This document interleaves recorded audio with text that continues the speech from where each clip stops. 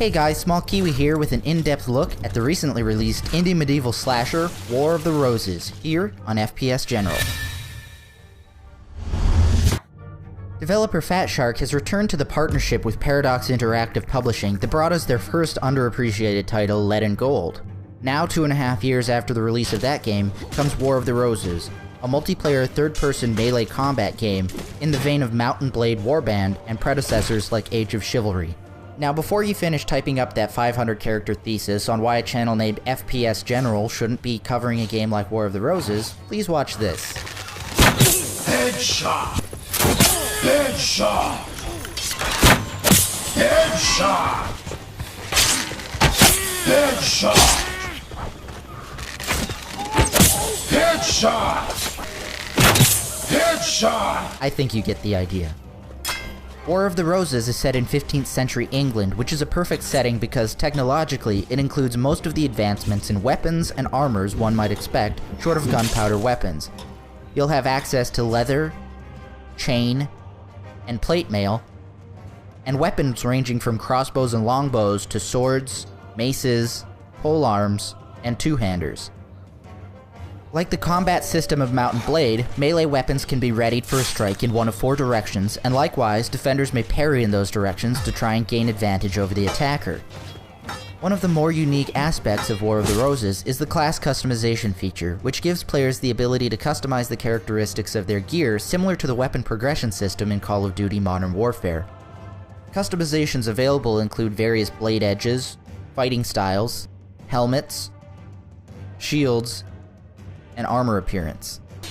This makes for a fairly deep melee fighting system in which you are unlikely to go up against players using the exact same equipment as you. Knowing the strengths and weaknesses of particular armors or weapons is a real advantage that you can capitalize on in a fight. For example, the front plate of the medium armor plate cuirass, covering the chest, is more difficult to penetrate than the chainmail elsewhere, so whenever possible, strikes should be made toward the enemy's back, legs, and arms. War of the Roses currently features 2 game types, Conquest and the ubiquitous Team Deathmatch. In both game types, downed players lay on the ground for a time to either be revived by a teammate or executed by an enemy. This makes for interesting choices during the game because either reviving or executing leaves the player vulnerable for as much as 5 seconds. During that time, they can be interrupted by an arrow or melee strike, so players really have to be sure they are safe before committing to either. Conquest is played with teams vying for control of points on the map, which can only be captured in sequence. To my disappointment, there's only ever one point at a time in contention, unlike the Arathi Basin in World of Warcraft, for example, where all points can be controlled at any time by either faction, which seems to produce a more dynamic experience match to match.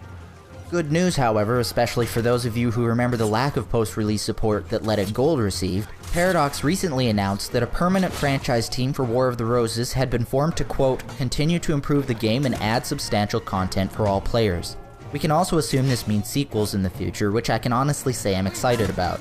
We see a lot of iteration in the standard first-person shooter formula, while melee combat games have been few and far between. It's by no means a saturated market, so I'm really excited to see what can be improved upon within the genre. If you're new to melee combat games, you might find War of the Roses difficult to jump into. To make the transition easier, you can choose to focus on using the bow or crossbow and try picking off enemies from a distance, but you'd be missing out on a lot of what the game has to offer. The starting footman class is not a bad choice, as the shield will give new players a lot of survivability if they learn to time their blocks and make opportunity attacks on their opponents. Just remember that slashing attacks with one-handed swords are extremely weak against plate mail, so aim attacks for exposed flesh, weaker chainmail, or focus on thrusting attacks that will pierce heavy armor. After unlocking the Foot Knight class, don't be afraid to test out the survivability that plate mail provides. A lot of slashing attacks will simply bounce off this behemoth, but watch out for thrusting polearms and swords, which will pierce reliably, as well as axes and blunt weapons, which will deal considerable impact damage regardless of armor type. To better deal with heavy armored opponents, try switching to the blunt face of your poleaxe, that's the Q key by default, and going to town. Just focus on gauging the distance to your opponent, as you won't deal any damage if the head of the weapon isn't making contact. Oh, and don't forget to drop that visor, that's the V key, to protect your face since it's both the most exposed for slashing attacks and the most damaging location to be hit.